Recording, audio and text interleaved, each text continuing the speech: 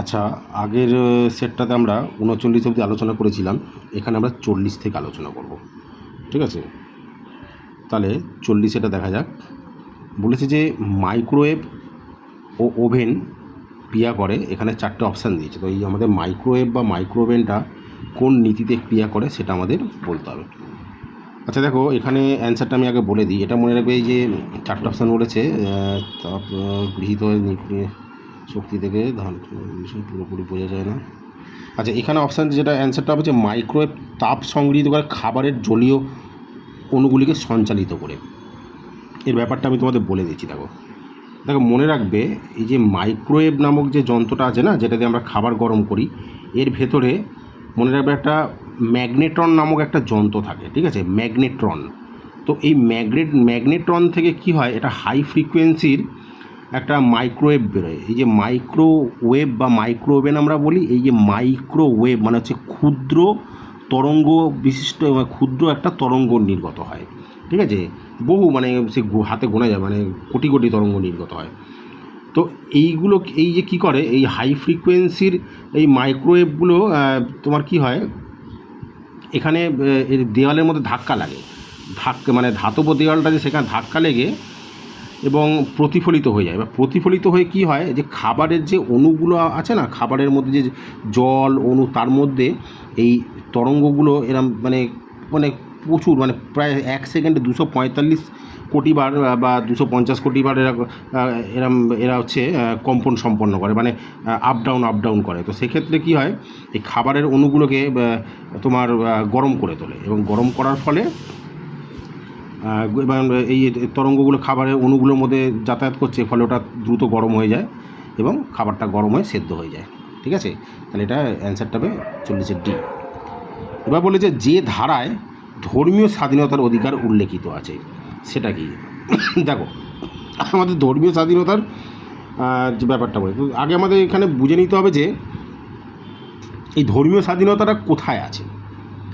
তো আমরা জানি যে ভারতীয় সংবিধানের মৌলিক অধিকারে এই ধর্মীয় এই যে স্বাধীনতার ব্যাপারটা কিন্তু উল্লেখ আছে। আমাদের আমাদের যে আর্টিকেল ১২ থেকে, মানে ইন্ডিয়ান কনস্টিটিউশনে পার্ট 3-তে আর্টিকেল ১২ থেকে আর্টিকেল ৩৫ অবধি আমরা জানি যে মৌলিক অধিকারের বিষয়ে আলোচনা করা হচ্ছে। তো আচ্ছা, এখানে অ্যান্সারটা আমি আগে বলে দিই। অ্যান্সারটা হবে, মনে রাখবে, এই যে ২৫ থেকে ২৮ নম্বর ধারাতে এই ধর্মীয় স্বাধীনতাগুলো উল্লেখ করা আছে। এবার আমাদের কিছু এবার আমি এইগুলো একটু ডিটেলস আলোচনা করি। তো মনে রাখবে, ভারতীয় সংবিধানে পার্ট 3-তে মৌলিক অধিকারের কথা বলা হচ্ছে। যদি বলে যে মৌলিক অধিকার কোথা থেকে নেওয়া হয়েছে, বলবে যে ইউনাইটেড স্টেটস অফ আমেরিকা, মানে ইউএসের সংবিধান থেকে এই মৌলিক অধিকারের ধারণাগুলো নেওয়া হয়েছে। ঠিক আছে? তো এখানে কতগুলো মৌলিক অধিকার আমি বলে রাখছি। যেমন হচ্ছে, প্রথমেই যে আছে ১২ থেকে শুরু করে দেওয়া আছে। ঠিক আছে? এখানে প্রথমে রাষ্ট্রের যে কথাটা, যে রাষ্ট্র কথাটার ধারণা দেওয়া আছে। ঠিক আছে? তারপরে আর্টিকেল ১৩, এখানে বলেছে যে মৌলিক অধিকারের সঙ্গে সামঞ্জস্যহীন আইন, সেই বিষয়ে আলোচনা করা আছে। তারপরে আবার তোমার দেখো ১৪ থেকে ১৮ অবধি যেটা দেওয়া আছে, সেটা হচ্ছে সাম্যের অধিকার। ঠিক আছে? সাম্যের অধিকারে এখানে বেশ কিছু কথা উল্লেখ করা আছে। তো আমি দেখো, যদি পুরো ডিটেলস এখন বলতে যাই, ভিডিওটা একটু লং হয়ে যাবে। আমি জাস্ট একটু ওপর বলে বেরিয়ে যাচ্ছি। ঠিক আছে? তারপরে মনে রাখবে, আচ্ছা, এখানে এই যে ১৪ থেকে ১৮, এখানে কিন্তু খুব কোশ্চেন আসে কিন্তু। ঠিক আছে? যেমন আর্টিকেল ১৪-তে যেটা বলা আছে, সকলের ক্ষেত্রে সমান আইন। ঠিক আছে? এই যে রাইট টু ইকুয়ালিটি যেটা বলা আছে। তারপরে ১৫-তে যেটা দেওয়া আছে যে ধর্ম, জাতি, জাত, লিঙ্গ এবং জন্মস্থানের ভিত্তিতে কোনো বৈষম্য হবে না, মানে কোনো race, caste, place of birth, এইসবের ওপর বেস করে কারোর কোনো কিন্তু ইনইকুয়ালিটি আমাদের নেওয়া যাবে, মানে ইনইকুয়ালিটি করা যাবে না। তারপরে এখানে যেটা বলেছে যে আরও একটা বলে আছে এখানে, আমাদের ২৫ থেকে ২৮ একটু, আচ্ছা আমি এটা একটু পরে আসছি। তারপরে আবার দেখো, যেমন ১৬-তে যেটা বলে যে সরকারি চাকরির ক্ষেত্রে সমান সুযোগ, এটা মাথায় রাখবে, এটা কিন্তু খুব পরীক্ষায় দেয়। তারপরে আর্টিকেল 17 যেমন বলেছে অস্পৃশ্যতা বিলোপ, হ্যাঁ, মানে আনটাচেবিলিটি যেটা হয়, যেটা ছিল একটা সময়, সেটা কিন্তু সম্পূর্ণ মানে আইনত অপরাধ। এটা আর্টিকেল 17-এ কিন্তু ভালোভাবে মেনশন করে দেওয়া আছে। আচ্ছা, আর্টিকেল 18 যেটা বলেছে যে অ্যাবলিশন অফ টাইটেল।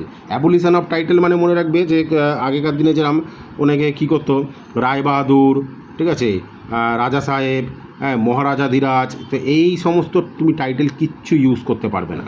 ঠিক আছে? তো এই অ্যাবলিশন অফ টাইটেল কথা বলা আছে। তারপরে দেখো স্বাধীনতার অধিকার আছে। স্বাধীনতার অধিকারে যেমন হচ্ছে এটা হচ্ছে মনে রাখবে 19 থেকে তোমার 24 অবধি বলা আছে, ঠিক আছে। তো 19-এ যেটা খুব ইম্পর্টেন্ট এখান থেকে দেয় যে বাক স্বাধীনতা সহ বিভিন্ন অধিকারের সুরক্ষা দেওয়া থাকে। আর এখানে একটা জিনিস মনে রাখবে যে যখন আমাদের হচ্ছে ন্যাশনাল কোনো এমার্জেন্সি ইস্যু হয়, তো ডিউরিং ন্যাশনাল এমার্জেন্সিতে কিন্তু এই বাক স্বাধীনতার অধিকারটাকে মুলতবি করা থাকে, ঠিক আছে। আরও বিভিন্ন ধরনের অধিকার আছে। তো এখানে যেটা আমাদের বলেছিল যে 25 থেকে 28-এর যেটা আমাদের কথাটা আছে যে ধর্মীয় স্বাধীনতার অধিকার। 25-এ মনে রাখবে এটা যে ফ্রিডম অফ কনসিয়েন্স, এটা আমাদের হচ্ছে কোনো মানে ধর্ম পালন করার ক্ষেত্রে মানে বা পালন করা বা প্রচারের যেটা আছে সেটার ক্ষেত্রে আমাদের এটা স্বাধীনতা দেওয়া আছে। তারপরে দেখো 26 নম্বরে যেটা বলা আছে যে ধর্মীয় বিষয় পরিচালনার বিষয়ে স্বাধীনতা, মানে কোনো ধর্মীয় বিষয় তুমি পরিচালনা করতে পারবে, কেমন। তারপর আবার বলছে যে কোনো ধর্মের প্রচার বা প্রসারের জন্য, মানে এটা আর্টিকেল 27-এ কিন্তু আছে, ঠিক আছে, যে তুমি প্রমোশন করতে পারবে, কোনো ধর্ম বিষয়ে তুমি প্রমোশন করতে পারবে। মানে এই না যে তুমি কোনো ধর্ম বিষয়ে প্রমোশন করতে গেলে হ্যাঁ যে আমি হিন্দু ধর্মটাকে প্রমোশন করছি সেটা অন্যায়, তা কিন্তু নয়। এটা আমাদের সংবিধানে কিন্তু মানে ডিটেলসে বলে দেওয়া আছে যে তুমি যে কোনো ধর্মে, ইভেন তুমি নিজে যে ধর্মে থেকে তুমি অন্য ধর্মেরও প্রমোশন করতে পারবে, ঠিক আছে। যারা এইসবে বাধা দেয় তারা গাজোয়ারি করে। আচ্ছা, তারপরে দেখো 28 নম্বরে যেটা দিয়েছে এটাও একটু মানে ততটাই এরমভাবে ধরে ধরে না আসলে তাও জেনে রাখাটা ভালো, যে নির্দিষ্ট শিক্ষা প্রতিষ্ঠানে ধর্মীয় উপাসনা ও ধর্মীয় অনুষ্ঠানে তুমি যোগ দিতে পারবে। মানে যে কোনো প্রতিষ্ঠানে তুমি ধর্মীয় উপাসনা হচ্ছে বা ধর্মীয় অনুষ্ঠান হচ্ছে তুমি সেখানে যোগ দিতে পারবে। এই না যে তুমি সেখানে যোগ দিয়ে দিলে সেটা তুমি একজন হিন্দু হয়ে মুসলিম অনুষ্ঠানে যোগ দিলে বা মুসলিম হয়ে হিন্দুদের অনুষ্ঠানে যোগ দিলে যে তোমার বিরুদ্ধে একটা কার্যকলাপ বা যে তদন্ত হবে তা কিন্তু নয়। এইগুলো তোমার অধিকার দেওয়া আছে, ঠিক আছে। আচ্ছা, তারপরে বলেছে যে 42 নম্বরে যে ভারতের কনসলিডেটেড ফান্ড থেকে কেন্দ্রীয় সরকার কার সুপারিশে রাজ্যগুলিকে তোমার সহায়ক অনুদান করে থাকে। আচ্ছা, এইটা একটা খুব ভালো কোশ্চেন আছে, এটা তোমরা মাথায় রাখবে। ফাইন্যান্স কমিশন যদি আমাদের এটা অ্যান্সারটা ফাইন্যান্স কমিশন হবে, ঠিক আছে। বলেছে কার সুপারিশে যে রাজ্যগুলিকে সহায়ক অনুদান দিয়ে থাকে। আচ্ছা, এটা হচ্ছে ফাইন্যান্স, তাহলে অর্থ কমিশন। আচ্ছা, ফাইন্যান্স কমিশন কত নম্বর আর্টিকেলে আছে একটু তোমরা বলো তো দেখি, মানে তোমরা কমেন্টে বলবে। তো আমি বলে দিচ্ছি তবুও, ফাইন্যান্স কমিশন কিন্তু আর্টিকেল 280-তে আছে, 280-তে ফাইন্যান্স কমিশন দেওয়া আছে, ঠিক আছে। আচ্ছা, এখানে আমি একটু কনসলিডেটেড ফান্ডটা যেহেতু কথাটা এখানে বলেছি আমি একটু মেনশান করে দিই। এই যে কনসলিডেটেড ফান্ড, কন্টিনজেন্সি ফান্ড, এগুলো মাথায় রাখবে। ভারতীয় সংবিধানের 12 নম্বর পার্টে the 12th part of Indian constitution, ঠিক আছে, deals with the finance, property, হ্যাঁ, আর হচ্ছে স্যুটস, এইগুলো বিষয়ে আলোচনা করা আছে। এত কন্ট্রাক্টস, প্রপার্টি, ফাইন্যান্স, স্যুটস, এইসব বিষয়ে আলোচনা করা আছে। তো আর্টিকেল মনে রাখবে এই যে পার্ট 12-র মধ্যে এটা বলা আছে। আর কনসলিডেটেড ফান্ডটা মনে রাখবে আর্টিকেল 266(1)-এ মেনশান করা আছে, ঠিক আছে। হ্যাঁ, এটা হচ্ছে কনসলিডেটেড ফান্ড।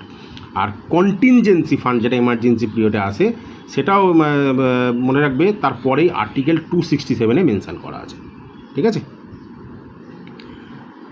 আচ্ছা, তারপরে বলেছে যে তক্ষশিলা কোথায় অবস্থিত। আচ্ছা, তক্ষশিলাটা মনে রাখবে, এখানে যে অপশানগুলো যে বিহার, পশ্চিম পাঞ্জাব, উত্তরপ্রদেশ, কোনোটি না, এটা হচ্ছে পশ্চিম পাঞ্জাব, এখনকার হচ্ছে পাকিস্তানে। হ্যাঁ, এটা আছে এই অপশানটা হবে অপশান বি, পশ্চিম পাঞ্জাবের বর্তমানে পাকিস্তান। মনে রাখবে পাকিস্তানের রাওয়ালপিন্ডি জেলাতে আছে, ঠিক আছে। এই যে এই যে ওদের যে পাঞ্জাব প্রভিন্স যেটা আছে সেখানে রাওয়ালপিন্ডি যে জেলাটা আছে, রাওয়ালপিন্ডি জেলার মধ্যে তক্ষশিলা আছে। এই তক্ষশিলার ব্যাপারে বলে রাখি, এটা ঠিক এর কবে তৈরি হয়েছিল এর কোনো নির্দিষ্ট তত্ত্ব নেই, তবে অনুমান করা হয় যে যীশু খ্রিস্টের জন্মের 1000 বছর আগে, অর্থাৎ 1000 খ্রিস্টপূর্বাব্দে এটা তৈরি হয়েছিল। তো এই তক্ষশিলার সাথে কিছু কিছু বিখ্যাত ব্যক্তিরা জড়িত ছিলেন, মানে তাদের এই তক্ষশিলাতে আনাগোনা ছিল। যেমন হচ্ছে কৌটিল্য, চাণক্য বা পাণিনি। তো এই নামগুলো মনে রাখবে, এরা তক্ষশিলার সাথে যুক্ত ছিল। আর এই তক্ষশিলা মনে রাখবে এটা 1980 সালে ইউনেস্কো ওয়ার্ল্ড হেরিটেজ সাইটে তকমা পায়, ঠিক আছে।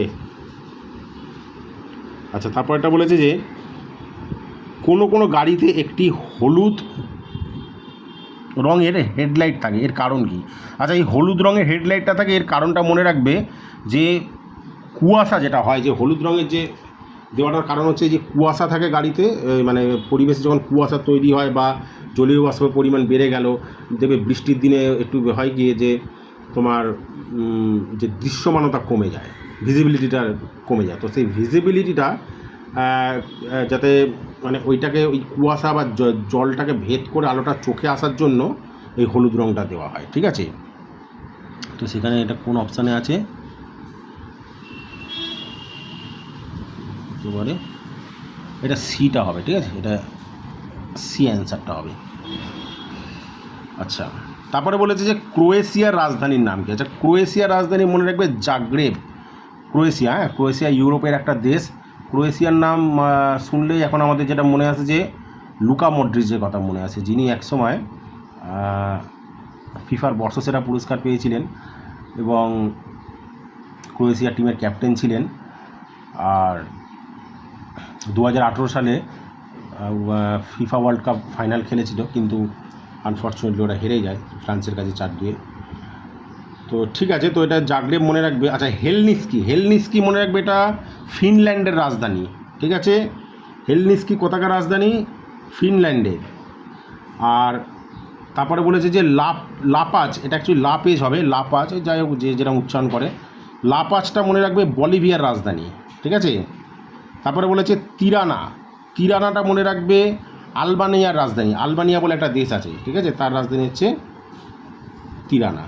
আচ্ছা, এখানে আমি এই কটা আলোচনা করলাম, এরপরে অঙ্ক আছে, অঙ্কগুলো আমি এক এক করে একদম সুন্দর করে মানে বুঝিয়ে তোমাদের করে দেবো, ঠিক আছে। তো এই ভিডিওতে এই অবধি।